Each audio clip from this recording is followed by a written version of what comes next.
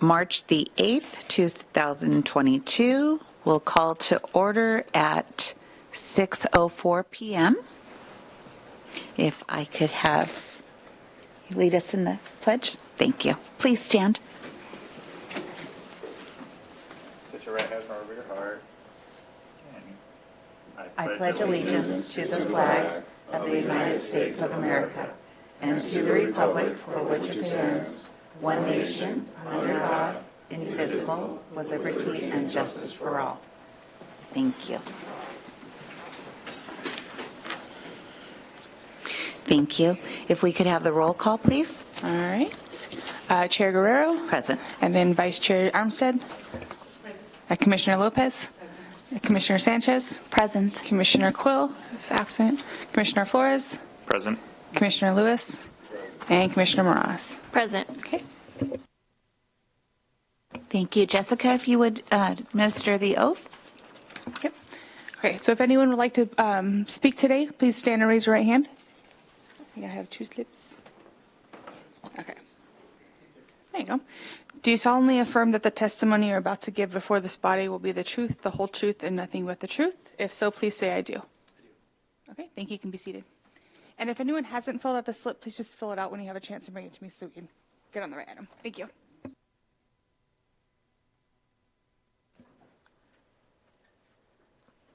Okay. Any items for closed session? None. Public comments on items not on the agenda? Okay, none. Is there anyone wishing to speak on a matter that is not on the agenda? No? All right. Consent agenda, please. Yes, good evening, Commissioners. On the consent calendar this evening, item number 1 is a request for the approval of the meeting of February the 8th. They are complete as presented, please. Consent items are considered routine in nature and may be enacted in one motion. All public and non-public hearings will be opened at one time. Any item may be discussed separately upon request of a member of the Planning Commission or member of the public. Does staff have any updates to the consent calendar? No, we are not. Thank you. Okay. Is there anyone wishing to speak on the consent calendar items? If not, may I entertain a motion to approve the consent calendar? I motion to approve. Second that motion. Okay. Thank you.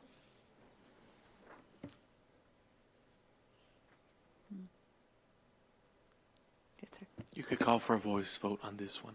Okay, so we'll all vote at once? Yeah, you can call for all those in favor to say aye. Okay, all those in favor? Say Aye. Aye. Okay, thank you. All right. Public hearing items. The Planning Commission will first hear a report from staff, and then the public hearing will be opened. The applicant will have an opportunity to speak. Next, members of the public will be allowed to speak. Anyone in the audience wishing to speak must be sworn in and also fill out a request to speak form. The forms are located on the table near the door. When your name is called, come forward and speak into the microphone. Say and spell your name and give your address for the taped record. After all have spoken, the applicant will be allowed to respond. The public hearing will then be closed and the Planning Commission will begin deliberations and make a decision. All actions except general plan amendments and amendments to the Municipal Development Code are final action unless an appeal is filed and fee paid within 15 days to the Community Development Department.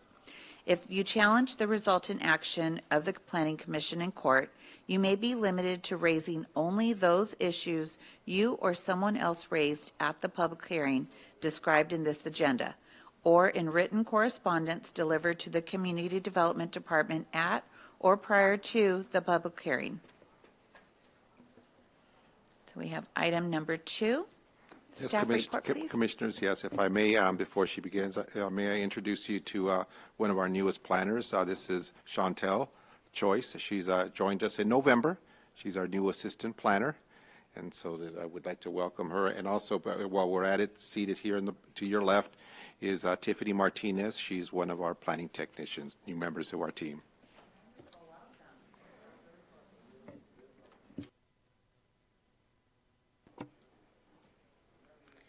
So good evening, Commissioners. I'm here to present item number 2, Conditional Use Permit 21-20 and Public Convenience or Necessity Letters 21-08. This is for a new ABC Type 20 license, which is off-sale of beer and wine for a previously approved gas station and convenience store, 76 Gasoline and Beyond Food Mart, located at 159 East Baseline Street within the commercial heavy zone. Here we have the existing zoning map. If you look to the north of the property, we have the project site. To the north is located, we have our commercial heavy zone, also some residential uses that is outside of the city of San Bernardino. To the east and west, we also have commercial heavy as well. To the south, we have our publicly owned flood control channel. Here we have the street view of the vacant site. Right now it is vacant. Construction has not started yet for the previously proposed gas station. Here we have a floor plan of the convenience store. Highlighted in red will be the 3 designated cabinets that is designated for alcoholic beverage. Currently, there are 3 off-sale licenses within the project census site. The subject site is located within Census Tract 64.02, which allows for 3 off-sale licenses. The current markets that hold these 3 licenses is Highland Market Liquor, which is 3,168 feet from the subject site.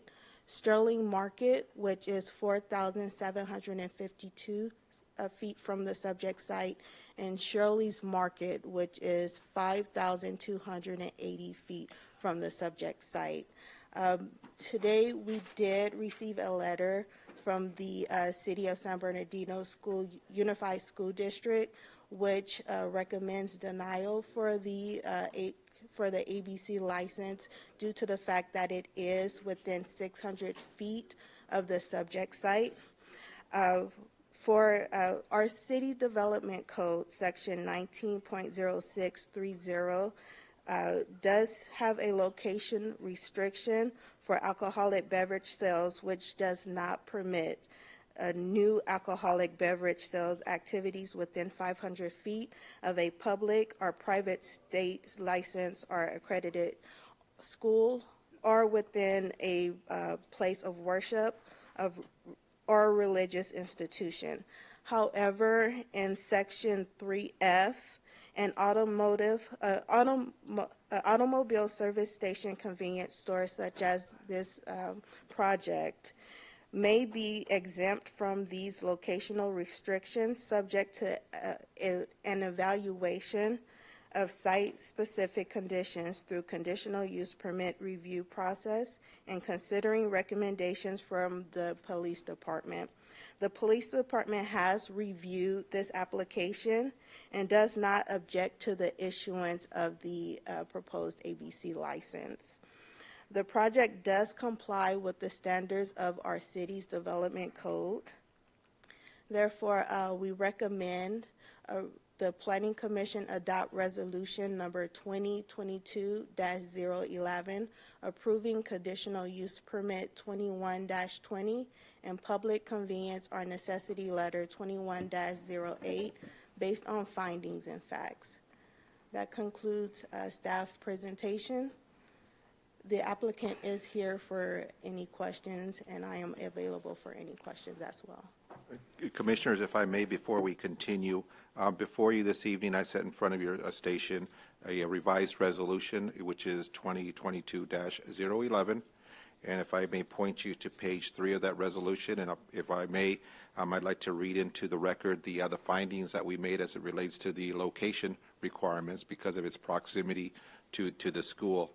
As Chantal had mentioned, that pursuant to Section 1906 of the Development Code, unless otherwise exempted, new alcohol beverage sales activities is not permitted within 500 feet of a public school or a public place of worship or religious institution. The subject property is within 215 feet north of Curtis Middle School and immediately adjacent to the east of Calvary Chapel.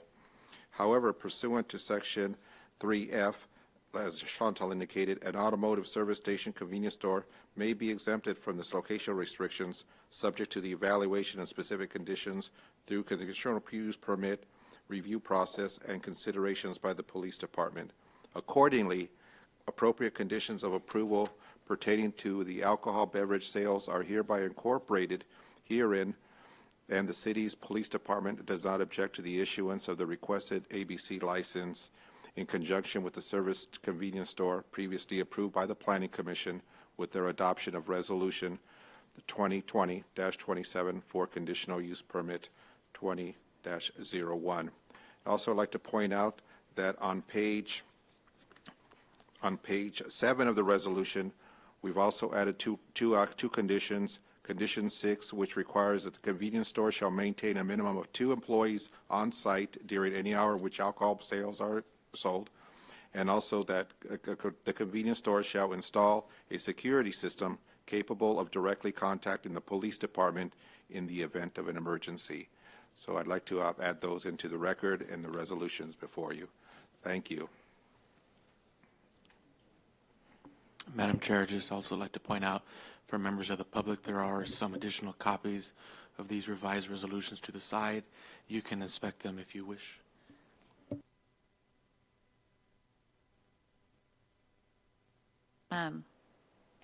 Okay, so we will go ahead and open up the public hearing for item number 2. Is anyone? Oh, thank you. Okay, so we have 3 people that would like to speak. We'll go ahead and call Mr. James Kirk first.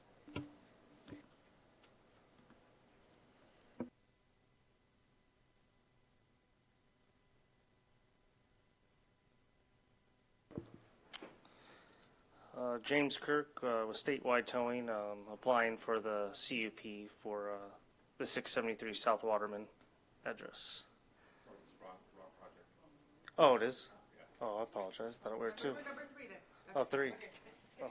We'll revisit this. Okay, so we will call John. I think he's going to be for number 3 then too. Is that number 3 as well? Okay. Then third time's a charm. How about Amir Aziz?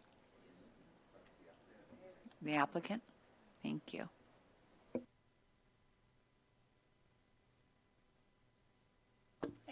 Hi, my name is Amir Aziz. I'm part of the applying company. We're a family business. We own a few gas stations in Southern California. I just wanted to say we understand the concerns, about the proximity to the school and the church. So I wanted to mention that this is not a hard liquor site. It's just beer and wine. That's the first point. Second, this is not, just to be clear, it's not a liquor store. It's more of a grocery store. We're going to have more than 7,000 square feet of sales area. It's going to be serving the community in that sense. And there's only like the 3 doors of coolers. It's just going to have the beer. We might have a wine rack. We're not going to be selling singles at all. It's only going to be packs, 6 packs, maybe 3 packs at the least. We're not going to be selling past 1 a.m. any alcohol. The beer doors are going to be constantly locked. And they only get unlocked when somebody submits their ID, and they keep the ID.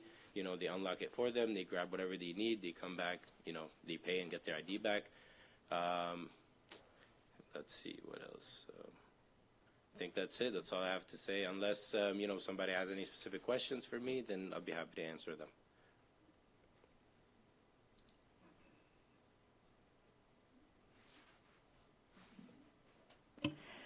Yeah. What do you say to the fact that ABC has said that there are already 3 stories and they're already at full capacity? Right. So And one, adding yours would oversaturate it. So I understand the closest one was about a little bit more than half a mile away. Is that correct? And that one is an actual liquor store with a 21 type license, right? We have a 20th type license, which is the beer and wine only.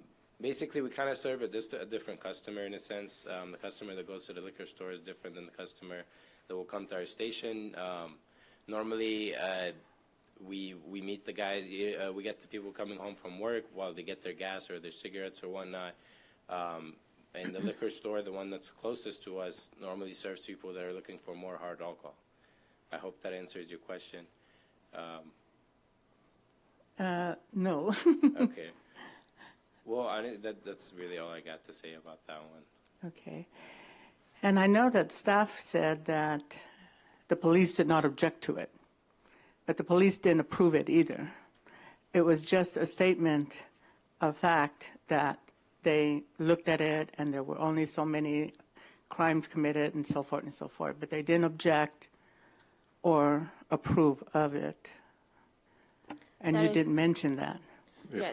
If I may, in our conversations with the police department, because it's a discretionary action by the Planning Commission, that they've chosen not to make recommendations. That recommendation or action should be taken by the Planning Commission. There have been some cases, although few, where they've objected, based on the crime statistics and what have you. I also wanted to point out that of the 3 other ABC licenses are outside of the city, but the census tract covers part of San Bernardino also. Just to reiterate.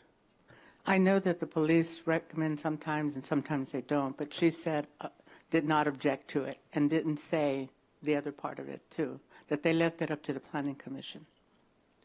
So if I understand correctly, the point you were trying to make is that they don't approve. They can only object, or in a sense, am I understanding that correctly? Like they don't make an approval, but they can make an objection? No, they will leave the formal action to the Planning Commission. I see. So they don't make a formal approval. They will not come forward and make a recommendation for approval. I see. And you are aware that in item 20 on this, I guess for what requirements are that the owners and the employment and all employees of the establishment involved in the alcohol sales will be going to an RBS training. Yes. And it says here, the establishment may elect to send only supervisory employee. Are you one of the supervisory employees? I'm sorry, can you repeat that one It more says time? the establishment may elect to send only supervisory employees. Are you one of those supervisory employees? I guess so, yeah, I'd be one of them, yes. We also have district managers, and assistants, and lead shifts. Okay, because if you do, it is incumbent to them to be trained and then to train their employees. But you are aware that all employees should be going within 60 or 90 days of hiring. Yes, 100%.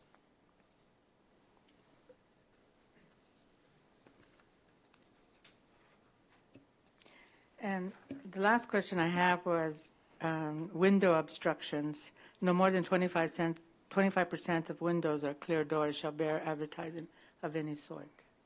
You are aware of that too? Yes. It's also a safety issue for us. We'd like to see what's going on outside, like Well, of besides the course. ABC. Yeah. Of course. Yeah.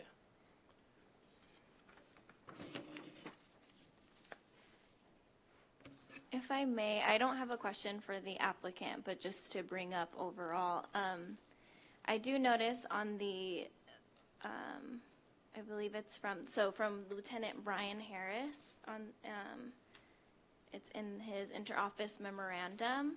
He gives some facts about, the crime that's been going on in that area. And in the findings, it says here, 55 Part 2 crimes reported between December 1st, 2020 and December of 2021. There were 73 crimes within a half-mile radius of this location during the same period with no alcohol crimes. But in my opinion, I feel like that's that's already, there's a lot of crime. And I feel like if we add another gas station with, you know, selling alcohol, it just can, I feel like it just brings bad news. And in my opinion, there's already too many gas stations of this type of convenience store. I feel like that's what we have a lot of in San Bernardino, and I feel that San Bernardino deserves better, given the fact that there's so many, quite a few schools in the area too. I just think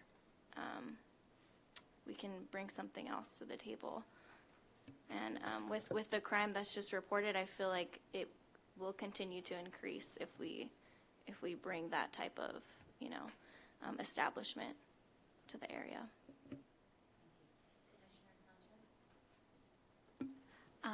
My comments were actually in regards to what was written.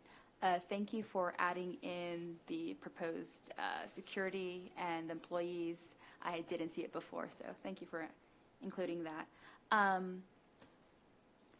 You have also in condition number 33, or now some other hour, 35, what times would you be selling the alcohol? Because you mentioned 1 o'clock. So 1 o'clock is when we're done. Okay. We close it completely, and it will continue again 7 a.m. 7 a.m. Okay, so yeah, because it says 6 to 2. And then, I mean, in regards to Thomas Paces, the Facility Planning and Development Director, mentioning the school, that is actually something and a reason why we actually denied one that was close to a school before. It's kind of setting precedent and everything with the school just across the street and a chapel close by. I mean, if anything, we would change the hours for Sunday at least, but the school is also an issue. So if we did approve this, I would probably ask for a change in times just because there are children in the area. Sure. But that's my only comments for right now.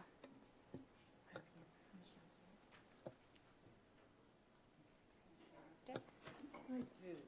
On page 13 of our commission packet, under the analysis, the police, well, not this, the police was somewhere else. Police show no alcohol-related crimes in the last 12 months. 12 months is not long enough. I would like to see the last 5 years, actually. 12 months is just not enough to make a good decision on. Plus, on your analysis, this is your analysis, regarding the census tract. 4 will cause the subject census tract to become over-concentrated with off-sale ABC licenses. Right there, where we've got the schools, we've got the church, we're not going to meet HUD's requirements, so I don't understand how we can approve it. If we're not going to meet the legal requirement, why are we going to overstep? That's my comment. I don't understand why we're doing it. Good afternoon. I want to go back to touch back on what Commissioner Lopez had initially addressed and her question of how do we justify going over the allotted off-sale licenses in the area. I didn't, maybe I missed it, but I don't hear an answer to that. So I believe that's because, as he mentioned, it's because the ones that are close to us are outside of the city jurisdiction. Is that what it was? Did I understand that correctly? Yes. Right? Yeah. So my information isn't, great about the census tracts, but my understanding is census tracts can include different cities, right? Okay, so, and the requirements are set here by the city, or is that by the ABC, the one with the oversaturation for the census tract? That's Well, what I can tell you, I mean, I was out there today, there's the next, and I believe that theirs is a type 20 as well. I can see it standing. I mean, it's not even. It's less than 1,000 feet away. The closest one? Yes, That would be on Baseline, I'm sorry, that would be right at Baseline and Del Rosa Drive. You have Del Rosa is the street that your project site is on. Right. The next street east of that is Del Rosa Drive. Okay. And there you will find a market that is, it's actually a liquor store. Ms. Choice, am I correct when I saw that the closest one is over 3,000 feet away? If we, I'm getting this from the slide. I understand. Yeah, I'm yeah. just, I'm just. And we're on the corner of Del Rosa and Baseline. within the census tract, the closest is 3,168 feet. Which market is it the Highland Market? Right there. No, it's not ranch. That's Is that maybe not in the same census tract? Is that why? This one? Okay. Which, yeah. Could be, but it's across the street. What is the name of the? You know what? Ironically enough, the name's missing. No name on this one either. Yeah. Oh, wow. That must be a new thing. So within the census tract, we have Highland Market, Sterling Market, and Shirley's Market, which are outside of city limits. Those distances, the Highland Market is 3,168 feet away. Sterling Market is 4,752 feet away, and Shirley's Market is 5,280 feet away. I know there is a market, you said that it's on Baseline. Yeah, it's on Baseline. It's actually on Baseline and. I believe that is, Del Rosa if I Drive. could pronounce it correctly, Leonera's Market. I know is outside of the census tract, which is along Baseline. Yeah, this liquor store, I didn't even see a name. The I think- signage is broken. It's This one doesn't have one. pretty typical. I think we need to look not just the census tract. I mean, the census tract definitely has its requirements, but also the city has requirements within, 600 feet? So don't just look at the census tract, you have to look at the city and how we're impacted. These aren't in the census tract, but they're next door, okay? They're here. So, and that's within, it's too close. So, Ms. And the Choice, schools, you're not even thinking about how close you are to the school or the church. would you pull having up that map one more security- time, please? Of the Having site? security 2 o'clock in the morning, I don't think that's going to work. So we're on the corner of Baseline and Del Rosa, right? Would you point where that other liquor store is? Okay. There's Baseline and Del Rosa. It's right here. It's right there. Right here. Okay, so it's not on Del Rosa. It's on Baseline, right? Well, it's on Oh, Baseline, yeah. It's okay. actually on Baseline Avenue. I see.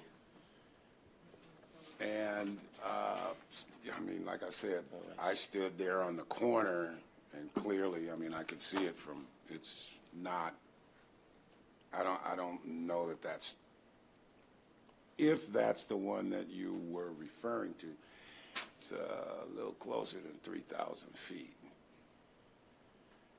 And that one is definitely, that is a full-fledged liquor store, type 21. But that's very different from. Oh, we understand that. Yeah. We understand okay. that, but it is.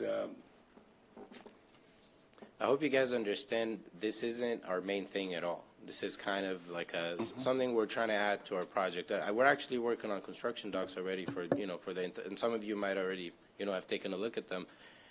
We're just kind of trying to help the business and trying to have a wider variety for the customers. Just like I mentioned, it's mainly a grocery store more than a convenience store even, and we're just trying to give all the variety of products, just like anybody going to a Walmart or any of the bigger grocery stores, they would have beer. We're trying to do the same thing. So it's going to be very controlled. It's not a lot of product. It's only going to be the 3 doors that Ms. Choice has showed. We're having a lot of measures, whatever measures, the city would recommend and whatever you would need, we're willing to do. I'm just hoping you consider, approving it. And we're really going to have a much nicer place than the ones you guys have looked at. You can trust that, for real. I think our concern is the liquor license. These are multiple liquor licenses within a short area. That's the concern. How your store looks, it doesn't matter. It's got a liquor license. Right. In terms of how the ABC was going to look at it, is that what you're concerned about? And the city, not just the ABC, but ABC has its restrictions. Okay, this is a number 4 liquor license within a very short area. Right. Right? It's the liquor license that we're concerned about. Now you're near a school, you're near a church. I'm assuming the increase of numbers of liquor licenses isn't merely, the concern isn't just because of the amount of liquor licenses, because of the consequences they have, right? Which we talked about, like crimes or whatnot.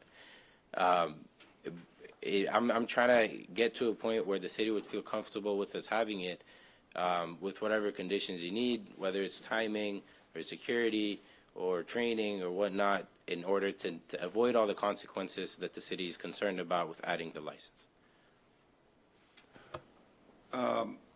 I'm going to ask you now, Oliver, if I could, how do we get past the fact that we are stretching beyond what is allowed in the area? I mean, it's 3 off sale. We have 3 off sale. How do we get past that? Because if we start doing that, we're opening up Pandora's box here. Well, if I may, the code does allow both the city's code and ABC. They have a discretionary process, and that's the second part of the application. It's not the conditional use permit is for the sale of alcohol, and the public convenience or necessity letter, that's when you exceed what ABC establishes as a acceptable number. So for this particular census tract, they say 3 is the maximum in that area. Okay. If you want to exceed that, you may, subject to the approval of the Planning Commission. It's a discretionary action. And so you look at particular circumstances, how close the other ones are, what they're adjacent to, and those kinds of things. And so so this just affords an applicant the process. And so there isn't a violation if you were to approve this item, as we've approved other similar requests, public convenience for overconcentration. So it's something that's allowed by the state and by the city, by the municipal codes. And so, but again, it does become a discretionary action. Each application is unique or to its circumstances where it may be located. We have had past applications where there was an overconcentration. But as an example, if I will point you to the Hospitality Lane area. That's a very large census tract down there, and there's an overconcentration there. I believe I think that allows for 4, and I think that there's 7 down there, and so, but the census tract is pretty vast. It goes from like E Street, over to like Tippecanoe. It's a large area, and so. In those cases, it's a little bit more space, spread out a little bit. If you remember, you might recall some of you commissioners were on here when the 5th Street Gateway project was approved, and there was a 7-Eleven as part of that project on 5th, right by the freeway. Well, it's in the same census tract, and it goes as far down as like Rialto Avenue, and so I believe when we showed the table on that one, I think it was like 2.5 miles away. Some of the other within that census tract, and so what the code allows for is in discretionary actions and what you're doing and contemplating yourselves. I mean that you're allowed to do that. Lack of a better description, the feel right mode. It's just like, well, okay, the code does allow it. We outline for you what the sections where it says, well, okay, if you're next to a church or a school. You can consider that. What are some circumstances? If you feel that it's still not good enough, then that's okay too. But at the same time, you're not in the wrong from a legal standpoint. I'll say to, to make a recommendation for approval. And so that's kind of what the Planning Commission meetings are all about. They're all discretionary actions. Everything that comes before you, we outline what the code says, items that you can consider, and then decide whether you, frankly, like it or not. Kind of a thing, and that's your role here. I'm sorry. I think you're comparing apples to oranges. Hospitality Lane doesn't have a school there, doesn't have a church there, and it is like a restaurant row for us. You can't compare. This is apples and oranges. You can't compare the two. If I may, I was not comparing the two. I was giving an example of the question was, are we able to approve when there's overconcentration? And that was, I wasn't saying that this street is like Hospitality. I was just saying that there are larger census tracts. There are some areas where there have been other applications where it was a corner and there was a different census tract on all four sides. And then it's like, well, on this corner, there's not an overconcentration. We're okay, but we've got a liquor store on the other, or ABC licenses on the other three corners, and I believe on those it was like kind of like what you're pointing to is like, well, okay, they're not in the census tract. It's not an overconcentration, but I could throw a rock and hit the other three that are next to me, and therefore they were denied. Mr. Aziz, thank you so much. So your project would be an improvement for the area. And compared to the others that you took photos of, those are far in comparison to a new development. Would you be inclined to shorten the hours of alcohol sales if we were to look at something, say, from noon to 10 p.m.? If that's something that the commission would consider, is that something that you would consider? Yes, I would consider. I obviously have to, get approvals from the company, but yes, I don't think they're going to be opposed to that. And I'd like to add to what Mr. Mojica had said is, so in terms of the legality of things, I'm obviously not an expert on the matter, but I believe that it is possible that we can do this. Yes, we're next to a school. Yes, we're next to a church.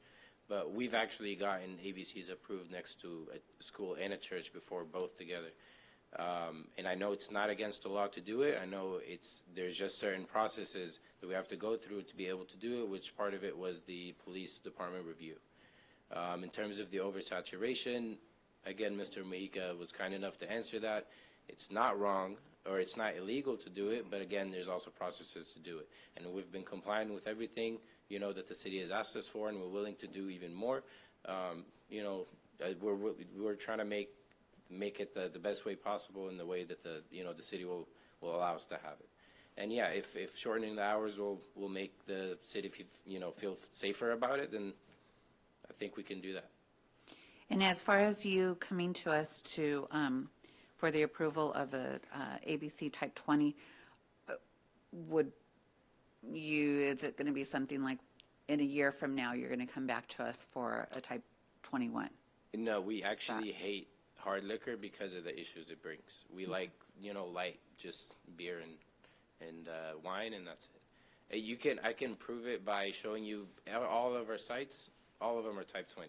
Actually, I'm sure you guys could look that up online if you'd like. All of our sites are Type 20. We don't like hard liquor whatsoever. Okay. Any further? Since you do have to get approval for this, would this just be continued onto maybe the next meeting until that approval is? I can try and get it right now. Okay. Yeah, if the applicant is able to make a quick call and get that answer, yeah, okay, then I would recommend we just take a 5-minute recess, allow him to do that, and then reconvene. Okay. One last thing I'd like to add. I know there's a few around us, but I promise we'll be the best people operating the ABC license. I can guarantee we're going to do better than the people that that we checked out near us. I know I can't call it unfair because they've obviously gotten their licenses right before me and they've did their work. It's not unfair, but it just seems sad that I can't do it, and I know for a fact I'll be handling it much better than they will. just wanted to add that. Thank you. I'll be right back.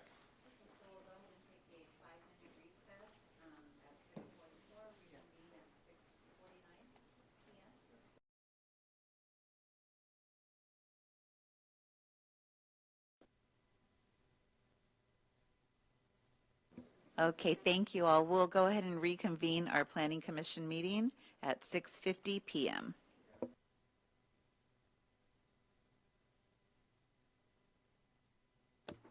Okay, so yeah, I've no problem at all. We could do the, noon to 10 p.m. It's not an issue. I was also just told that they actually spoke to the church and they were very supportive of the project. They had no problems. And I asked Ms. Choice to see if we could pull up maybe the company website or for the stores, just so you guys can get an idea of what we do and take a look at our other sites.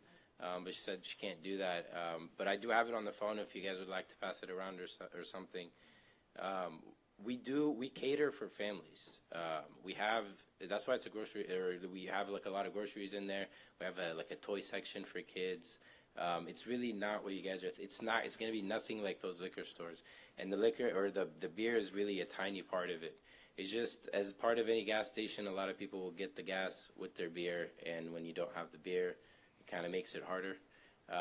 And I could promise that we'll be operating it much better than everybody else in the area, the ones that we're concerned about. And in terms of all the legalities of things, if there's anything that we've missed or anything else that needs to be covered, we're happy to get it done.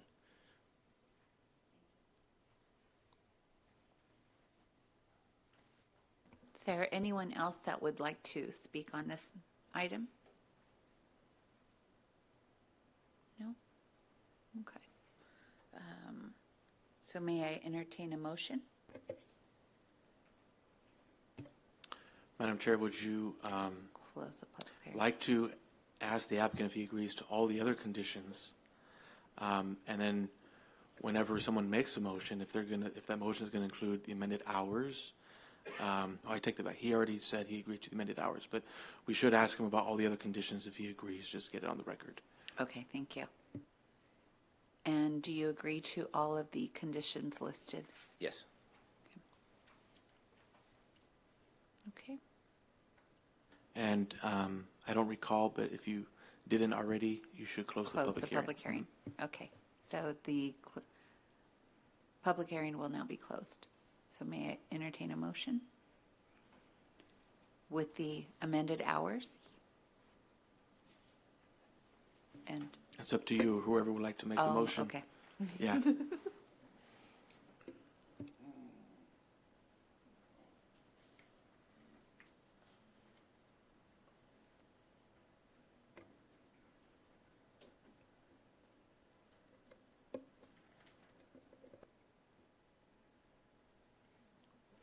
Waiting on a motion. Oh, waiting on motion.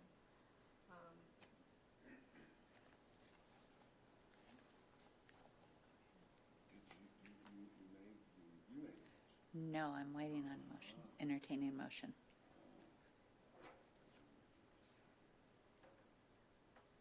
You can also if you want to, Chair. Okay, thank you.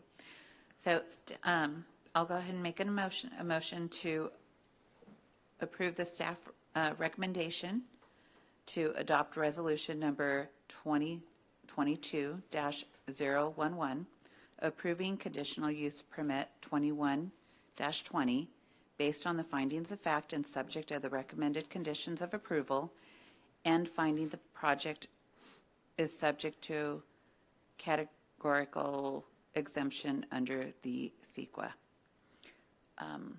with the amended hours of alcohol sales from 12 noon to 8 p.m. You had asked him 10. 12 noon to 10 p.m. And so do we have a second? I'll second. Thank you. So call for the vote. Okay, Commissioner Lopez, how do you vote?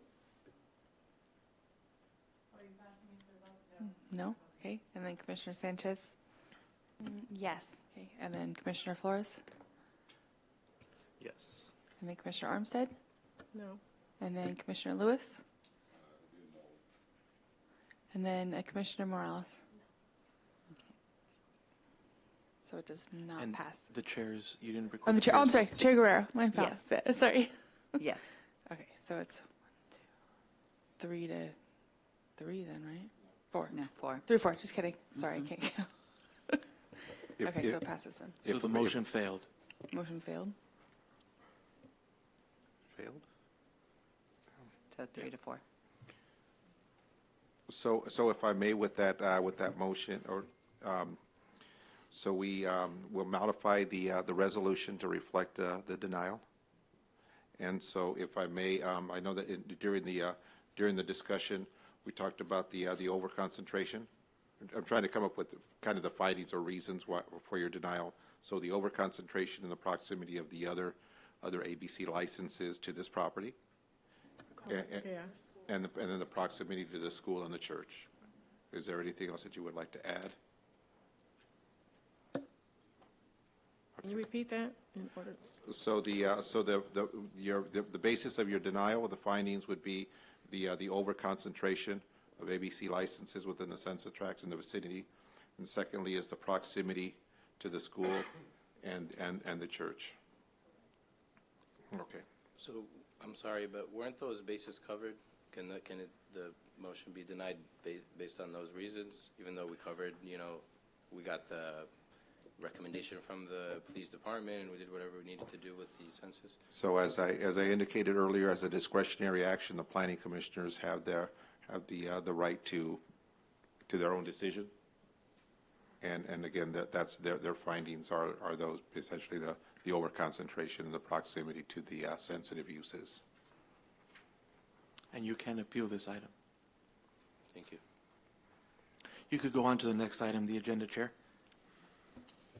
Thank you. We will go ahead and continue with public hearing for item number 3.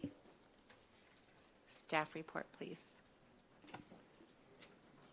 Yes, Madam Chair, let me just get to that slide. Okay, Madam Chair and members of the commission. So the next item before you is conditional use permit 2122. And conditional use permit 2122 is for the establishment and operation of a towing and storage yard for impounded vehicles facility. The project site is located at 673 South Waterman. The project site is located with the industrial light zone. This slide does show the subject property and surrounding properties and their zoning designations. So we do have office, industrial park zone designations, which would be the highlighted pink areas, and then the industrial light zones would be the gray highlighted areas shown on this slide before you. The project site is 3.35 acres in size. So this here is the aerial map that shows the subject site. The property is currently developed with a 9,400 square foot approximately size building that's located on the southwest portion of the property. This property was previously approved for a heavy machinery and transportation facility. So that's why you see currently what you see on this slide before you. This is a photograph of the property in its current state. These photographs were taken last Thursday. As you can see, the site has been maintained in a well manner. Didn't really see too many outstanding issues, regarding the landscaping, parking at the facility, or just the overall condition of the site based on the current use of the property. Within the next couple of slides, I'm going to get into the analysis, and I'll talk about the access for this proposed use, the site design, the parking, landscaping, and the operations for this towing facility. So as you'll see in the site plan, the property itself does have 2 access points. You have a primary driveway that's located on the northern portion of the site and a secondary driveway located in the southern portion of the site. And I'll highlight those here on the slide. So this is the primary access way, and this is the secondary access location to the property. And then we have Waterman Avenue just directly to the west. All the existing parking for the property is located within the front portion of the property here. We have landscaping, and also there's additional parking located in the northern portion of the site with landscaping as well. This site is currently developed, like I mentioned earlier, with a 9,400 square foot building. And then as part of the use, the applicant is proposing to store the cars that are being impounded within the back portion of the site. This is the south east portion of the site within an enclosed facility that will have a chain link fence and mesh material to further screen these vehicles that are being stored at the property.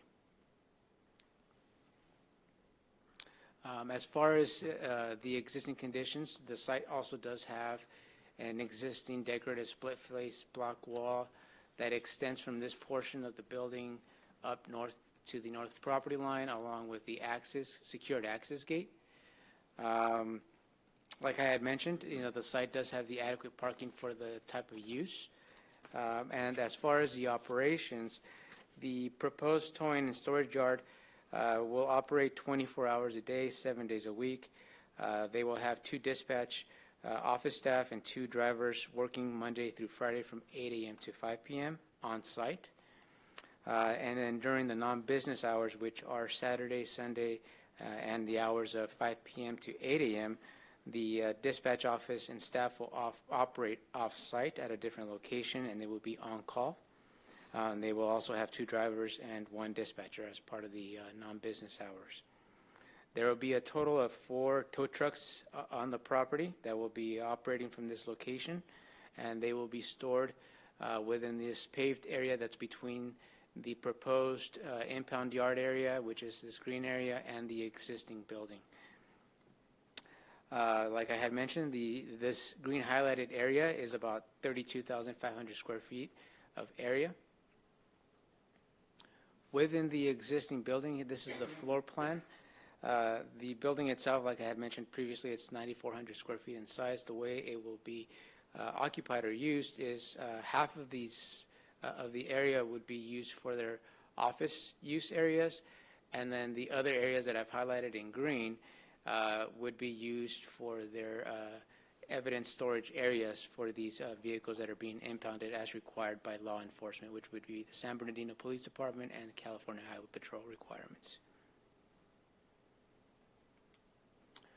With that, the Planning Division is requesting that the Planning Commission adopt resolution number 2022-012, finding that this project is categorically exempt pursuant to section 15301, which is existing facilities, in accordance with CEQA, and approving conditional use permit 2122 based on the findings of fact and subject to the recommended conditions of approval. The project applicant and property owner are both here for questions. They have both received copies of the draft resolution and have had time to review all the conditions as stated and have mentioned that they have no concerns or questions based on the recommended conditions of approval. That concludes my presentation, and I'm available for any questions. Thank you, Harold. And if I may add to that, Commissioners, I had passed out the copy of this resolution 20-22012. If I may point, for clarification, point you to page 6. We have conditions number 7 and 8 specific to this. And Harold, if you wouldn't mind putting up the slide that shows the site plan, please. For clarification, the condition number 7, the storage of inoperable vehicles shall be prohibited on the site. So again, they have to be operating vehicles that are on there. They can't be it can't just be a junkyard for cars, kind of say. They have to be cars that were towed there. And then this condition number 8 is for clarification: no outdoor storage, including impounded vehicles, shall occur in any unimproved or vacant land on the project site. And that's specifically the upper right-hand corner of the property. If you had visited the site, you may have noted that there's dirt there. And so the intent is that it will be restricted from putting vehicles on there. And so, in such a time, if they did want to expand to park vehicles there, they would have to go to our proper process for their grading plans and pavement and those kinds of things. We just don't want them parking on the dirt. Thank you.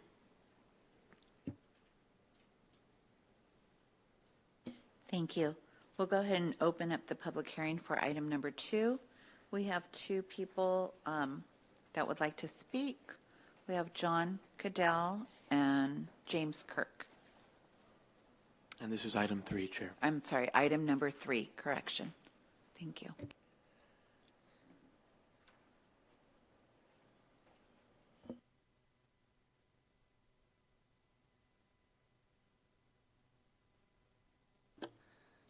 James Kirk with Statewide Towing.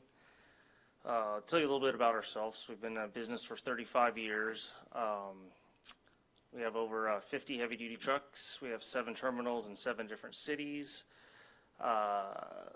We applied for this contract for about 25 years ago. The city didn't have satisfactory tow companies to tow heavy-duty vehicles or motorhomes to that extent. So we applied this year. They used to have us come out of area for many, many years and help the city out.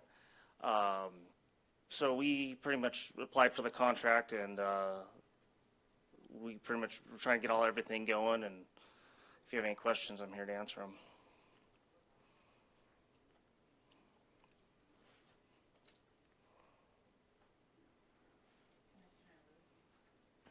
Good afternoon. Thank you. Looks like a good project. I do have some concerns about. I'm hearing language that says that no non-op vehicles. So as this is I'm assuming an OPG, official police garage, how do you not end up getting non-op vehicles if there's an accident, if there is a collision or whatever, and you got to tow them back to the yard? Those are non-op vehicles, yes? Yes, but they're not salvage vehicles in a sense, like a junkyard. We're not parting them out or selling them or anything like that. The only thing we're doing is storing them to clear the city streets and clean up the city streets. Right, but they're going to sit there until the insurance company or whoever makes a decision on what to do with them. Correct. For anywhere from 15 to 30 days until the lien process clears, and then we ship them off to the local junkyards. Mm-hmm. And the other concern that I was, there's this chain link fence that's running along, looks like the east side of the property there.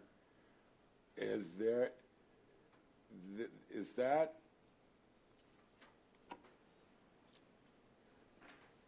this area, the green area, is that an actual building, or is that?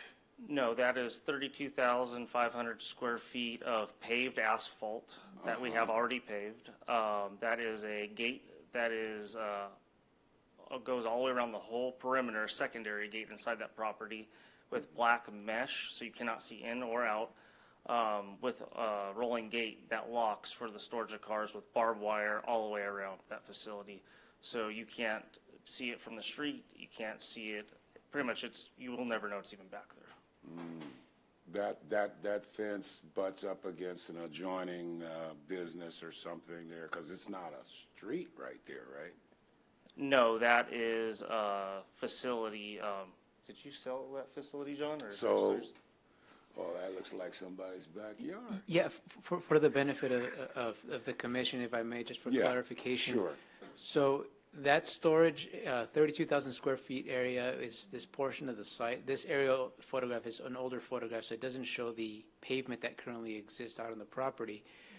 There is an existing block wall that runs along the east property line. Okay. In addition to that, as the applicant has stated, there is a chain link fence that would run along the north portion of that outdoor storage area, and then along the west, and then in this area to the south. And it also incorporates that mesh screen material so that it further screens the vehicles from view. Right. But this area back here is the unpaved area. So this bottom half, like I said, this aerial photograph, it's something that we don't have access to in your photographs, but in this photograph, this bottom section here is paved. Okay. Yes. And then the north portion, the northeast portion is the area that's currently unpaved.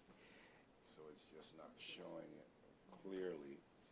So now in the slide here on the site plan, Yeah, okay. the area that's highlighted in green for the purpose of, for the presentation, I've just highlighted the paved area.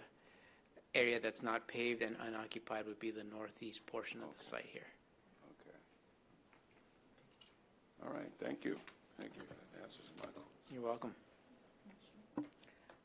I did go by the building this afternoon, and I want to say thank you for the landscaping. I was really impressed. Thank you very much. You have landscaping along the sidewalk, and you have landscaping along the building. So thank you. I have one question, though. I saw that you have wrought iron sliding gates, and you could see through it. Could we have mesh put on that so people can't see through it? I'm renting, I'd have to call up John Cadell, it's his property. Otherwise, it looks good. Yeah. So that's kind of why we went an extra step in the back to really hide the tow lot, so you know, aesthetically, you can't see Okay. anything back there, and you wouldn't even really know. The Cadells that own the property, they keep this property meticulous. I mean, there's no oil stains on the concrete. The asphalt we put in the back's meticulous. We sweep it for our own sweeper. We have a little Bobcat sweeper. Any type of oil stain that does hit, we put absorbent on immediately. I mean, the property is far none the nicest tow yard in the city. And we do keep it with a lot of pride, you know, inside and out, and just looking to be a team member to the city and the San Bernardino PD. Looks good. Thank you.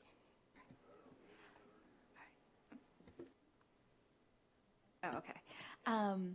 Much like my fellow commissioners have said, the property looks immaculate. It looks great. A question following up Commissioner Lewis's, is there a block wall around the entire perimeter of the building, or, I mean, the property? I know that there is that mesh section right there on the southeast corner.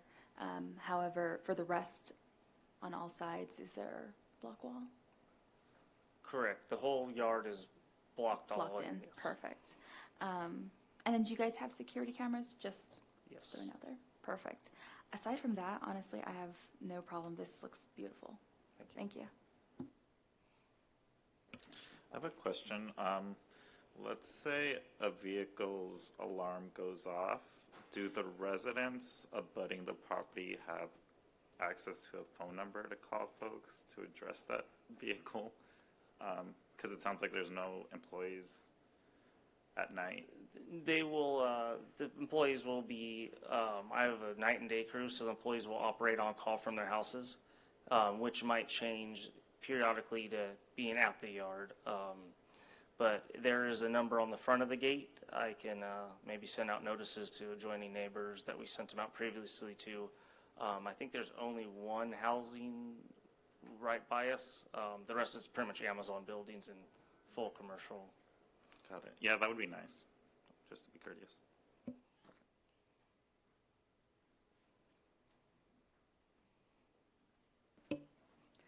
What's the nearest cross street to where you're located? That would be, So- do you know what's the clue? Commissioner Lopez, so the property is located between Central and Mill. Okay, so then there's hardly any residents there. Correct. So if you'll see on It's the been slide. taken up by a lot of warehouses. Yeah, so you have Mill just right here to the north, and then Central along the southern portion here.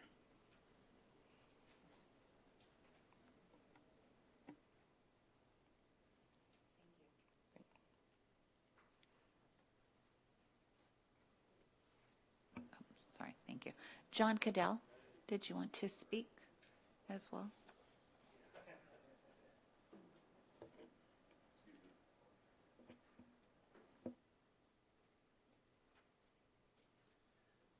Good evening, Commission. Oh, I got to push the button. Good evening, Commission. I'm John Cadell. I'm the owner of the property at 673 South Waterman Avenue. As you see, we spent a great deal of time and making this place really nice for the city and for the street area. We put all this landscaping in to make it look good and keep it private. It is 100% secure with the electric gate, only can open and close by remote, which all the towing facility will have that. You cannot exit without a remote. You can't drive up to the gate and it'll automatically open. You can only open by secured remote only. The walls in the front, the only thing you can see from the street other than the landscaping is through that gate. And we can mesh it if you want to make it more private. The back wall is a minimum of 7 feet high. There's one resident in the back, which we all get along with really well. They were there through the whole building process. Another thing, on the dirt area, okay, and when I originally did this project, I have a heavy haul company, and I haul mainly for Edison Railroad, do emergency work. That's what this place was for. And that dirt area, you can't unload these big heavy equipment on the concrete. It'll just break it apart. So the city made a deal, and the commission, so we can get our zoning. That has a minimum of 12 inches of Caltrans approved base over that dirt area. So it's not really dirt, it's base, it's rock. And underneath that, it's all in the signed plans, is a plastic layer. So no oil can drip down through that base and get beyond down to the normal soil into the water table. So the box there in the center front part of the property that has all the little squares in it, that's a retention basin. And that separates oil from water, okay? It is the second largest in the city, okay? It will hold twice the water for the acreage of the property, square footage of the property. So you can get a 200-year rain and it'll absorb all of that water in that holding facility. It's supposed to, I think it's 1.2 million gallons of water at one time. And then that will overfill and then go into the storm drain, which will very seldom ever happen. But we take a lot of pride in what we did. And it is a great facility. And our heavy haul stuff, when we go across, we come in with vehicles that were 110 feet long, 15 feet wide, and that driveway is made to handle that with over 270,000 pounds on these trailers. So the property is well maintained for that, which will be, James's statewide towing will be nowhere near that kind of weight. As far as I'm a 24-hour company, okay, so we're in and out of there 24 hours a day. If there's an issue, someone's usually always there. There's no one that I could say on a time clock that is there 24 hours a day, but we're in and out all the time. And we have a really good relationship with the San Bernardino Police Department because we take care of a lot of things for the city water department too. When they have an emergency, we go and bring equipment out to them to help them out as well. But I think it's a really good deal for the city and for statewide towing, and hope you all like it. That's all I got to say. Have a great day. Thank you. Anyone else wishing to speak on this item? Okay, if not, I'll go ahead and close the public hearing and entertain a motion. I'll entertain a motion to pass item number 3. I second. Second, okay. Call for the vote. Okay, Chair Guerrero, how do you vote? Aye. And then Commissioner Lopez? Aye. And then Commissioner Sanchez? Yes. Commissioner Flores? Yes. Commissioner Armstead? Aye. And then Commissioner Lewis? Yes. And Commissioner Morales? Yes. All right, it passes. Congratulations.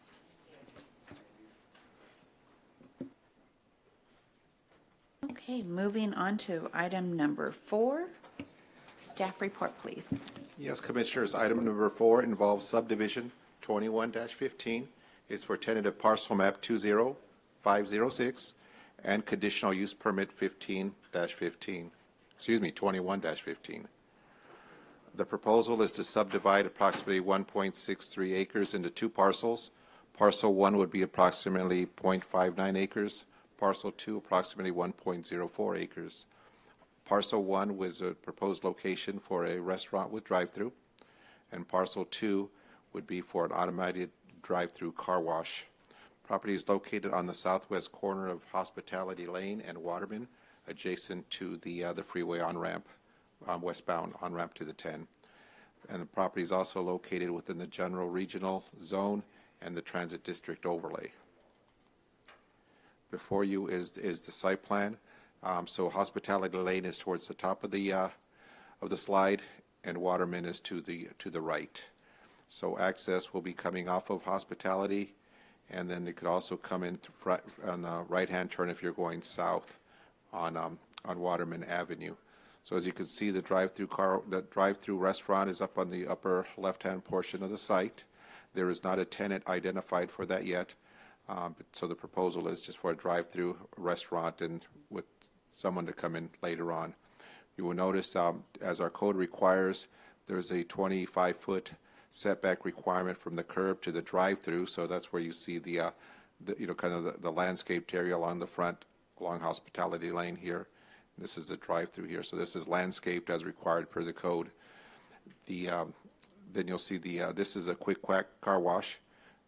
So you would come in onto the site, and as you can see, you queue in coming westbound, come in, go to your vacuums. These are all the vacuum stations. You got employee parking up here, and then you would exit out, coming out. Either you can go to Waterman, or you can make your way out and around. I will point out that there is because there's two parcels, they share parking and access. So I passed out a revised resolution in front of you on condition number 6 on page 8. There will be CC&Rs for the two properties, and it just will add a condition that makes sure that there is reciprocal access and egress and egress parking between the parcels. So so again, it's made clear that they're shared. This is a rendering of the quick quack car wash. We'll start to see a few of these. We got a couple more applications that are in the queue here that you'll be seeing shortly. So this is kind of their corporate look. This is the elevations for the drive-through restaurant. This is an aerial showing the subject property, and as you can see, we've got Hospitality to the top and Waterman to the right-hand side. The entire area is zoned CR3, so it's all the same zoning. And as you can see there, we've got there's a gas station convenience store here. We've got the DoubleTree. We've got another gas station. You recall this is the one that had that alternative fuel that was approved a while back.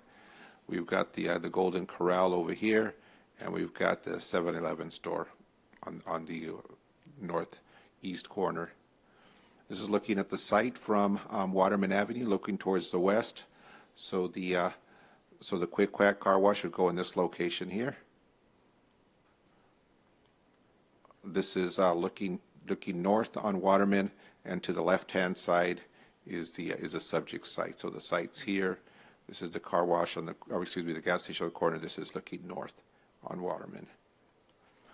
Turning back around, now you're looking with the project site on the right-hand side. This is the on-ramp to the freeway, and this is Waterman continuing south. This is the view from Hospitality Lane, and so this would be the entrance coming onto the site, and then again there'll be the shared parking, and the restaurant, drive-through restaurant, will be generally in this area here. This is if you were standing on the site looking to the north. Again, we have the gas station here, the commercial use here, just looking towards the north. Reviewing the project is consistent with the general plan, complies with our development standards for this type of development within that zone. And for that reason, we are recommending that the Planning Commission consider approving Resolution 2022-013, finding the exemption for the project, and approving the subdivision 2115 and conditional use permit 2115 based on the findings of fact, subject to the recommended conditions of approval. That concludes my presentation. The applicant and the architect are here, and I'd be glad to answer any questions if you have any. Thank you. Thank you. So we have two, Chris Post and Scott Beard. Good evening, Chair and Commissioners. My name is Chris Post. I'm the CEO of ATC Design Group, 1277 Pacific Oaks Place in Escondido. I represent the property owner, Scott Beard Enterprises. Mr. Beard is also here to answer any questions you might have. Mr. Beard has a long history of development in and around the Inland Empire, and specifically in San Bernardino. We have been working together for the last about 5 years, and we look forward to bringing a successful project to the city once again. The project is being recommended for approval by the Planning Department, and we meet all the zoning ordinances. We're an approved use. Both uses are approved by rights, with the exception of the drive-throughs, which obviously require the CUP. So I'm just here to answer any design-related questions you might have. It looks like maybe I'm wrong. Is the car wash be at the back end of a? It is. It is Fronting the freeway. Okay. Thank you for this. We can all use another car wash. I'm a little concerned about your restaurant idea, and maybe Oliver can give us some history on this. It's a drive-through. We only have one other drive-through on Hospitality Lane, or it's not there yet, but it's coming. What are we doing? Are we opening the floodgates for drive-through? Give us the history on that, Oliver. So for a while, the Hospitality Lane, there was a restriction on drive-through restaurants along Hospitality Lane. A few years ago, there was a code amendment that allowed for drive-through restaurants to go along Hospitality Lane. That was approved by the council. I believe it was 3 or 4 years ago.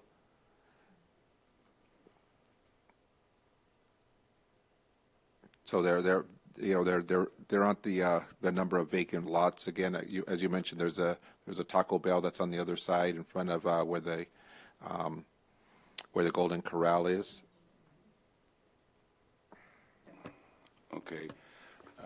And then I guess my other concern is obviously there is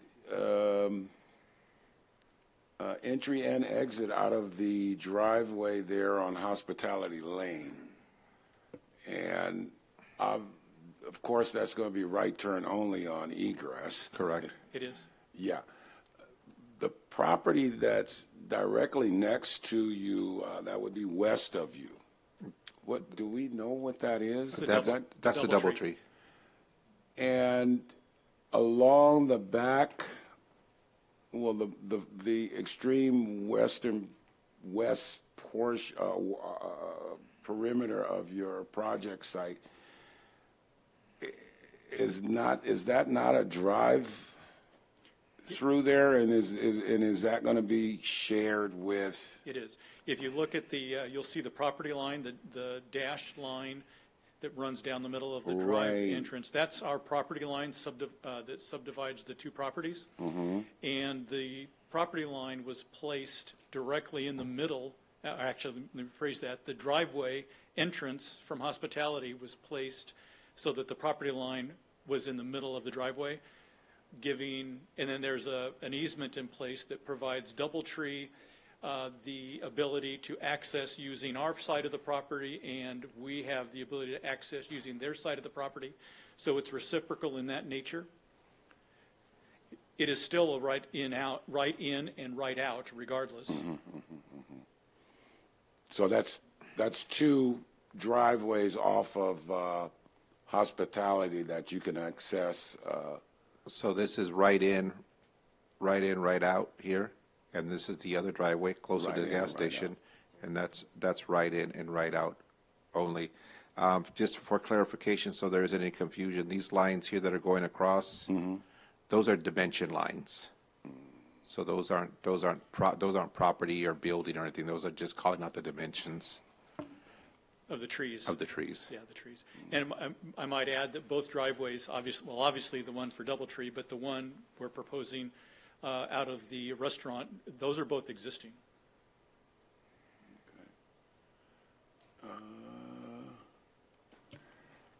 I have a question. Going back to that right there, if there's only one entrance and one exit, the traffic will be There's two entrances. There's two. two. Where's the other entrance? There's this one, and then this one over here. There's actually Okay. three. There's one And off then of there's Waterman also- also. Then down over Okay. here. Well, no one would be entering in the third one for the restaurants because that's more for the Well, automated car wash. so if you wanted to go if you're coming southbound on Waterman, your best bet would be to continue through and come and make a right-hand turn onto the site this way. Okay. If you made a right-hand turn on Hospitality, you would have to go up to, I believe, at the IHOP. And then turn. And then do a U-turn and come back. You have to make that same movement when you go to the DoubleTree or next door. You have to come across and make that U-turn. So those are the movements, and so everything's right in, right out because of the location of the site. You can't cross Hospitality, nor can you cross Waterman. So, oh, I'm sorry. No. Go ahead. Okay, so this. Oh. It's okay, Commissioner Lewis. We know. It's okay. I was looking at the plans. They look actually really great. I mean, Thank you.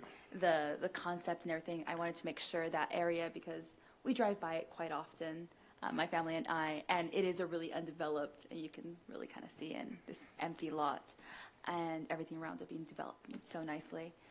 Could you tell me a little bit about the landscaping? Are we going to do, I know Commissioner Lewis a few meetings ago was mentioning artificial grass. That way, we don't have to, we can break up the desert look. In your packet, you've got, I believe, included a concept landscape plan that was prepared in accordance with the landscape design requirements that the city has. Yes, unfortunately, those tend to be quite small and show little circles for trees and bushes. So I didn't get a full picture. Use your creativity. I just wanted to see if, we would have mature trees. I see quite a few flowers, and I'm liking the concept of this kind of greener look rather than just the desert. But just throwing out there artificial grass or maybe things that will be well maintained and stay the long run, because there's a few that are around it. You can see across the street, you have palm trees and it looks nice, but then it gets overgrown very quickly and it's not maintained. So your landscape ordinance has, because of water quality, and we've got to meet the state's requirements for water conservation, limits the amount of sod, actually. So I'm not sure we have any sod. We may have a small patch at the two entries coming off of Hospitality, but there's very little sod. Okay. It is mostly ground cover and shrubs and trees. The landscape ordinance also requires that most trees be 24-inch box. So by nature, if you're familiar with. Yes, I am. So a 24-inch box tree typically will be more on the mature side than a 15-gallon tree, which would be the next size down. Okay. There are some that are allowed to be 15-gallon, but the street trees, most of the trees that you see on there, when we do a plan, we try and make the circle size representative of the planting type, right? So if you look at the trees that are larger circles, those typically will be 24-inch box, which would be more on the mature side. Okay, wonderful. Any flowers, anything kind of, So floral? the Smaller circles, maybe? That's probably them. yes. So that's not going to show it. I don't know. Do you have the landscape plan as a slide, Oliver? This is. I'm sorry. It is. That's why. I'm looking at it, but it's missing the legend, so I didn't. So yeah, all of the smaller circles. If you look out on Hospitality, each circle type is a different plant. If you look at the darker circles that are out there, those are Rhaphiolepis, which can grow, if you don't maintain, they can grow 5 or 6 feet tall in a hedge, but if you maintain them, they're meant to be down in the 3-4 foot range. They are green year-round, and in the spring when they bloom, they've got gorgeous white, orange, or red flowers on them. So we try and blend, create a mix. The developer is interested in making this look good as well. So Wonderful, yeah. Because, yeah, we definitely get quite a few desert looks, and we try to break it up as much as possible. So thank you for including some of that. You bet. And then, do you have anyone prospective for the drive-through? We do.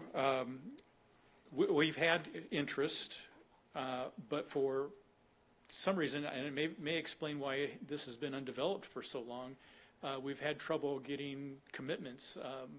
But today I created a plan for a Starbucks, and Starbucks is very interested in the property, and they're looking at a plan right now that takes the restaurant and turns that into a Starbucks. Wonderful. That sounds great. Honestly, those are my main questions. I'm glad you guys are developing a really undeveloped site, and it looks good. Yeah, Thank I meant you. to mention that in my opening, is that, you know, it's been undeveloped for quite a while, and It has been. it's an eyesore, and it's unfortunate because it's a very heavily traveled area of San Bernardino. And then I guess my last question would be, when would you guys get started? Well, If we are were to ready. approve it? We are ready to. Next week, if we were to. Yeah, Mr. Beard brought a shovel in his car, so he. Tractor tire. There you go. We're ready to submit our construction documents as soon as we get approval. Perfect. Wonderful. So Thank you. So as soon as we can get through the plan check process and get a permit issued, so I would say in the next 90 days. Wonderful. Thank you. I probably did. Man, he no, not just yet. He threw another ball in there for me to play with there. So Starbucks, we like Starbucks. We really like Starbucks. It starts with an approval tonight. Well, let's talk about that. Those lines at Starbucks can go a mile long. You got a plan for that? I've got good news for you. Hey. The Starbucks building is quite a bit smaller than the one we're proposing, and so we've been able to fit a double drive-through lane on the property to mitigate the long lines. I like that idea. And then the final thing, and I'll be quiet. You promise? I promise. Okay. I absolutely promise. This driveway that's coming off of the Waterman side, Yes, sir. is that shared with that Chevron station? It is. So when they go is it right above that last tree there? It is, yes. Okay, so when they go in, let's see. Yeah, So they can go, and that's going to be in and out. Right in, right out. It's actually a separate parcel. Right. But they can just drive through, because I saw your landscaping comes up as a little bit of a divider. Well, it stops. Right there. Yeah. So they'll be able to go to the gas station or to your car Yeah, wash. we think this is actually going to be a great thing for the gas station. Yeah. Okay, that's all I have. You made a promise. I'm gonna be quiet. Oh, you could make a motion. There you go. I don't want to steal the chair's thunder here.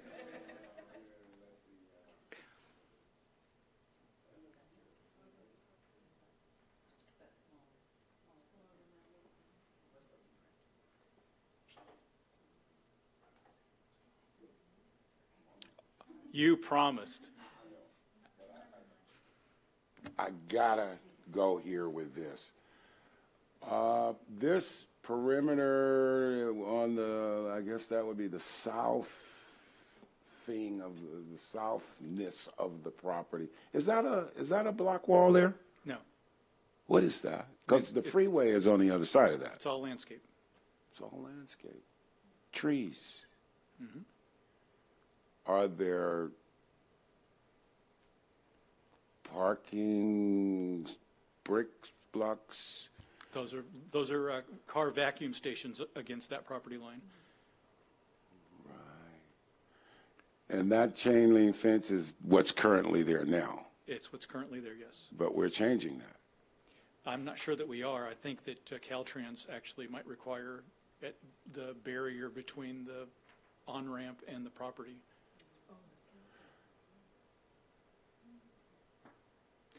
But the chain link fence is going to it'll disappear with the landscape. Okay. Could we possibly make it, rather than a chain link, into a little block wall there? That way it kind of makes it a little safer in case someone kind of drives it a little erratically and makes that turn a little too fast. The problem with that is it would require a Caltrans encroachment permit, which is like 9 months out just for a review. The other aspect to that is they also have their, for safety purposes, visibility. You know, so they have restrictions on how tall trees or structures or what have you can be adjacent to or approximate to the on-ramps and off-ramps, you know, for visibility when you're trying to turn in or maneuver in your vehicle. They have a 600-foot requirement, particularly today, where you can't block visual. Yeah, their line of sight. Their line of sight. So we can't landscape that area as badly as it needs to be landscaped. And we can't move the fence. So You have to leave it as is? that right there, that picture will be as is because that's Caltrans property. So talk to your local assembly member and state senator and have them work on that.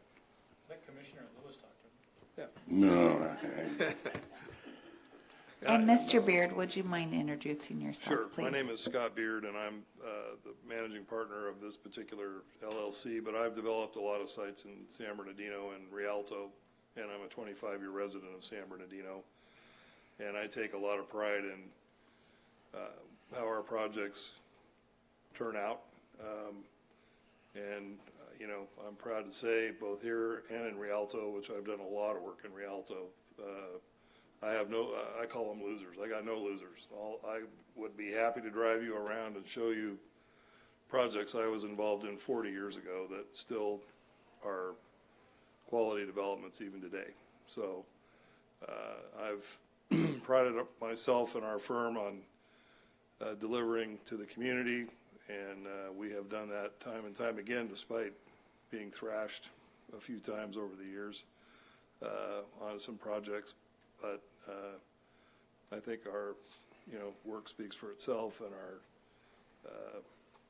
results speak for themselves. And again, I live here, so I'm not going to build something I'm not going to be proud to say I did.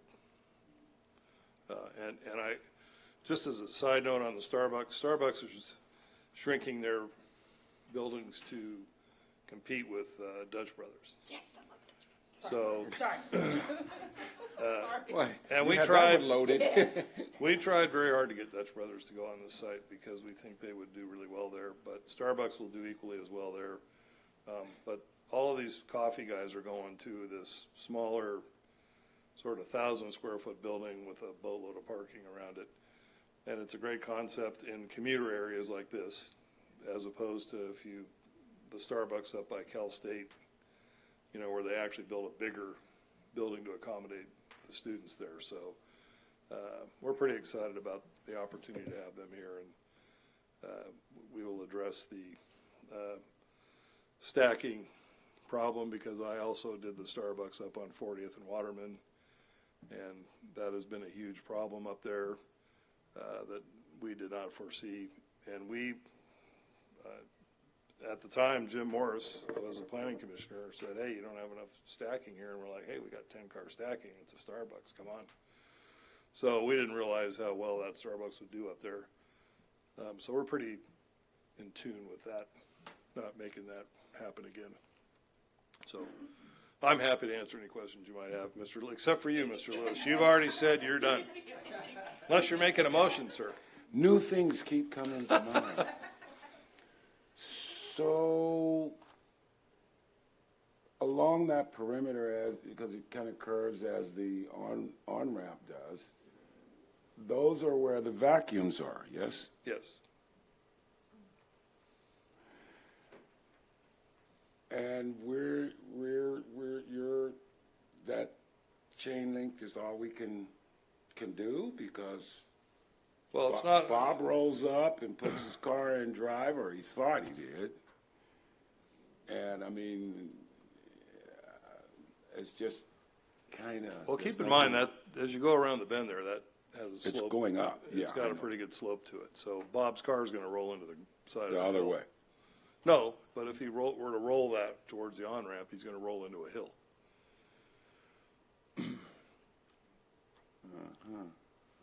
And from the fence to the curb on the on-ramp is probably, if you go back to the aerial, it's quite a distance. Yeah, see that, all that area outside of the red line to the south, that's a slope, Right. significant slope that goes deeper up. as it gets, Right. It goes. Okay. I mean, we can't shine the fence up, nothing. It's just going to look like, is that Well, you're not fence going to, on you know, your property? no, it's or on is it- Caltrans's property, and you're not going to It's see actually it. Caltrans's fence. Right, and you're not going to see it anyway, because by the time you put the vacuum stations in there and some landscaping and what have you, it's going to be pretty well hidden. Oh, It'll disappear. all right. Please make it disappear. That's it. That's all I got. I'm going to be quiet now. We'll see. We've heard that before. All right, I've learned to sit down and be quiet. Thank you. Thank you. Anyone else would like to speak on this item? If not, we'll go ahead and close the public hearing. Madam Chair, would you like to ask the applicant if he agrees to all the conditions?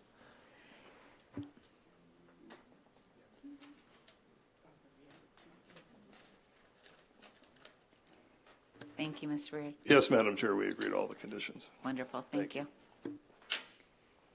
Okay. So then we'll go ahead and close the public hearing and entertain a motion.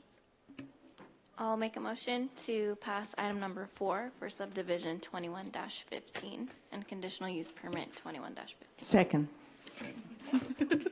Call for the vote. Okay, Chair Guerrero, how do you vote? Aye. Vice Chair Guerrero, or Vice Chair Arms, excuse me. Aye. And then Commissioner Lopez, Commissioner Sanchez, Yes. Commissioner Flores, Yes. Commissioner Lewis, Yes. and then Commissioner Morales. Yes. All right, it passes. Congratulations.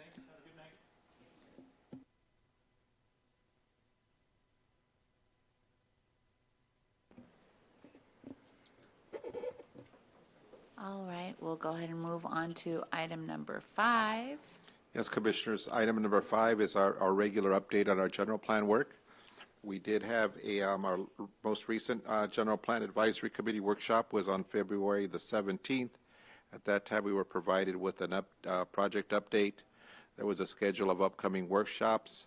There also was a update on the public participation activities, and there was an exercise that I would invite you to look in on the city's website, and you can see the kind of the interactive exercise that was done, where the GPAC members kind of huddled around the table here, where there was exhibits from each ward, and basically kind of went through the different areas, you know, where are areas of opportunities for potential development, what type of land uses are appropriate for those areas. And so I would encourage you to kind of look at the film on that. I've included in your attachments those exhibits and those plans that were provided there. And so with that, I just wanted to provide you with that update. Also, along with that, you recall we had the vision statement that we had for the general plan update, and also for the downtown specific plan. Those items are going to the City Council on the 16th of this month for consideration. And then And then we also have a schedule that have this handout out here. It's in English and Spanish of the upcoming workshops. It's going to be a busy rest of the week for us. We have a workshop that's tomorrow at the Shannon Hills Golf Club. So that'll be at 6 o'clock, 6 to 8. We're going to have a number of exhibits out there.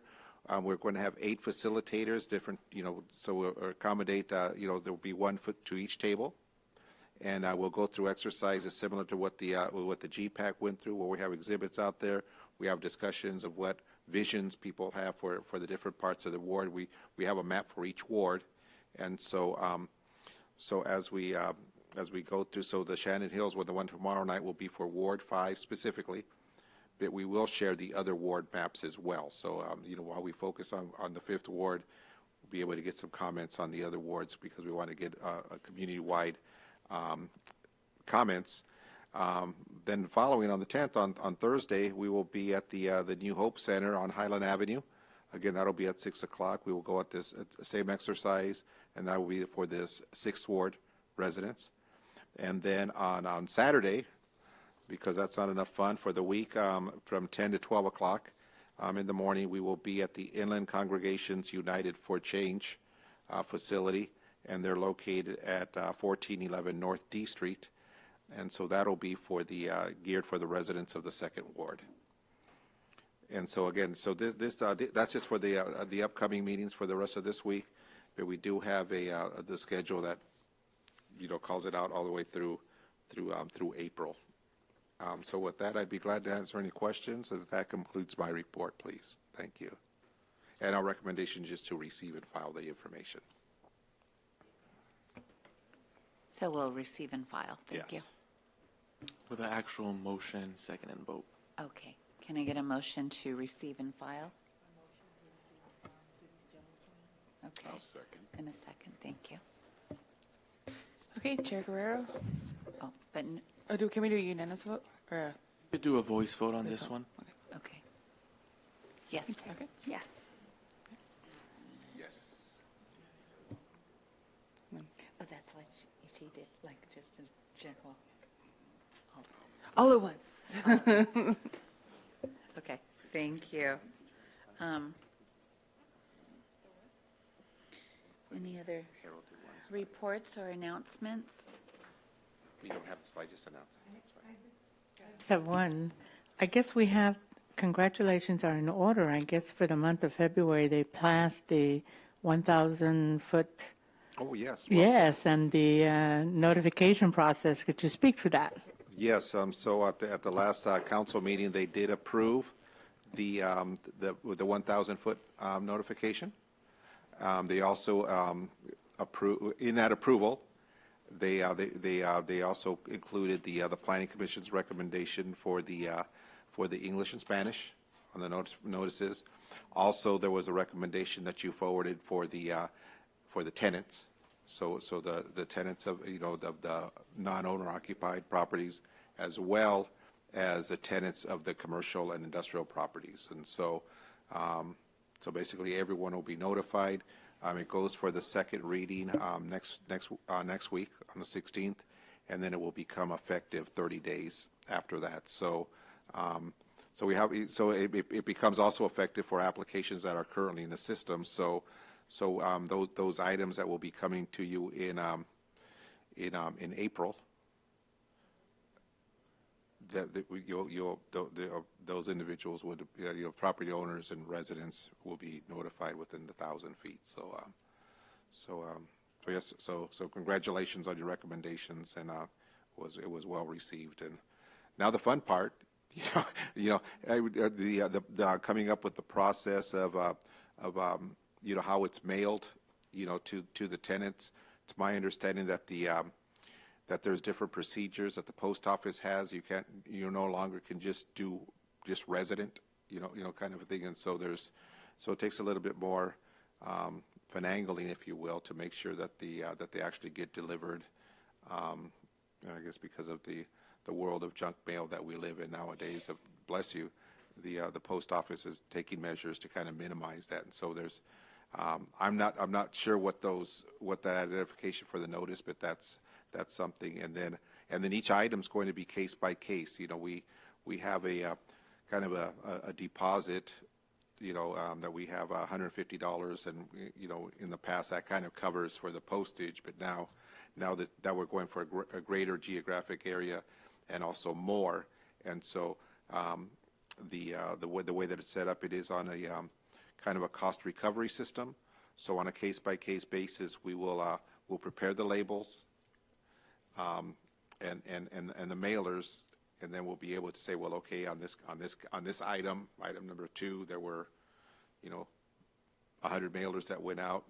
Number 3, maybe there's more. And it depends. Sometimes you have a project next to a residential area, right? So you'll have more. The properties are closer together. But when you have some of these larger industrial projects, you may only have, a dozen or a couple of dozen, within that 1,000 feet. But it'll be a work in progress, but yeah, thanks for the reminder of that passing. You're welcome. Finally.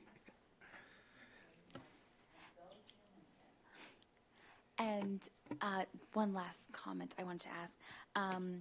Oliver, I want to thank you for keeping us abreast of items that go to City Council that, usually welcome. It's kind of changing, overturning something that we're doing. So thank you for that. You're welcome. Because I know this one that we just went through might go there. So thank you for kind of keeping us You're alert welcome. about those. You're welcome. So we have a Go Human event. Yeah, so just a quick announcement. So I'm not sure if anybody in the commission is aware of what a Go Human event is, but I'm kind of excited. This is the first time that I'll be participating in such an event. I think it's the first kind of event that will happen in the city as well.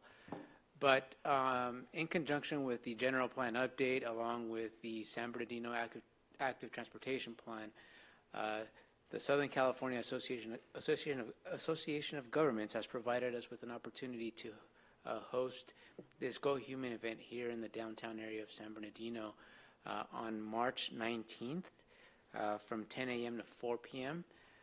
So if you guys can help city staff to spread the news and the word so that we can have more participation from our local residents and community members so that they can get a good understanding of what this Go Human event is.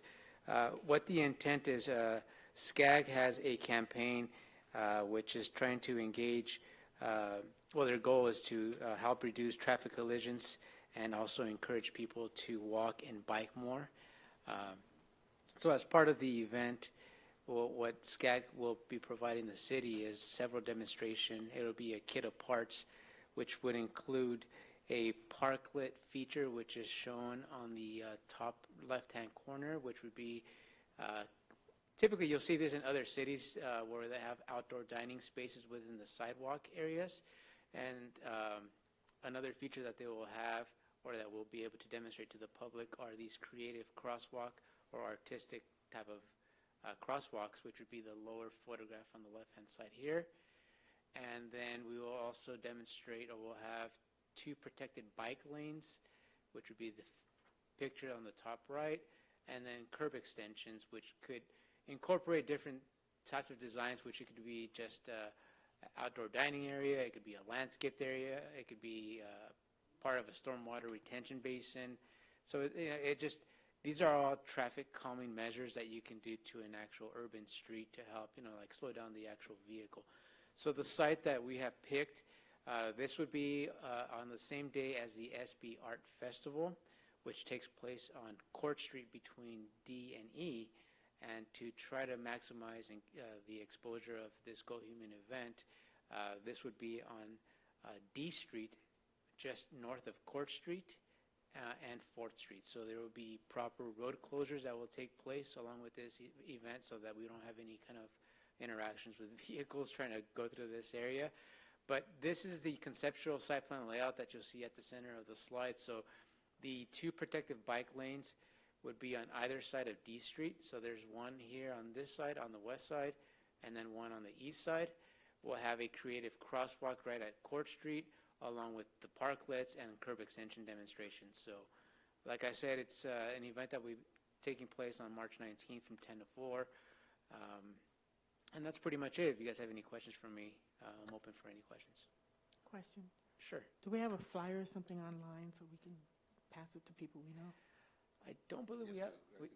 We do? We do have a flyer? Yes. Thank you. All right. Yeah, well, it's listed on here, but we also, we have some on the website announcing that as part of the Art Fest item as well. And I think we also, Harold's been in contact with, what's that biking group? Yeah, so as part of our efforts for the community outreach, we have contacted the Inland Empire Biking Alliance to see if they would be willing to participate for this event, and they have verbally said that they are excited to be part of this event, so they will try to spread the word through the bicycle community to have some of them bicyclists also attend this event. So along with the event, we're trying to maximize exposure here, so we also have a display out there, an easy up, if you will, for the general plan effort. So PlaceWorks, our consulting team, they'll be out there with their exhibits, kind of what we're doing at the workshops, kind of thing, to get input from the community as residents and community members are out there. We'll also have a setup for the active transportation plan, which this is a part of for that, the downtown specific plan as well. And then also our Carousel Mall developer, our DICO, they're also going to have a display out there to kind of show the progress that they're making. One of the things that you may have seen or heard the video. They have kind of a demonstration video that they kind of put together with their concept, and so they're going to have a monitor there, so they'll have that showing while so people can see that as they walk by. So again, we're trying to again solicit more comments and exposure that we're doing this, and hopefully with our workshops, we build more and more attendees. So again, we keep asking, tell your friends, neighbors, and folks to participate. And again, our website, which is the Future SB 2050, that for our website. Thank you.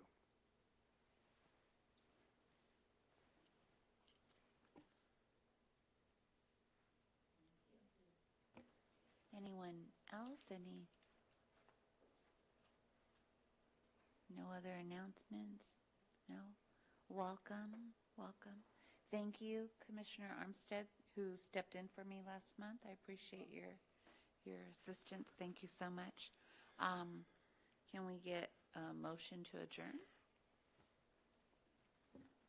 I make a motion to adjourn this meeting. Second. Convene in April. Okay. Anxious. I know. Anyone So opposed?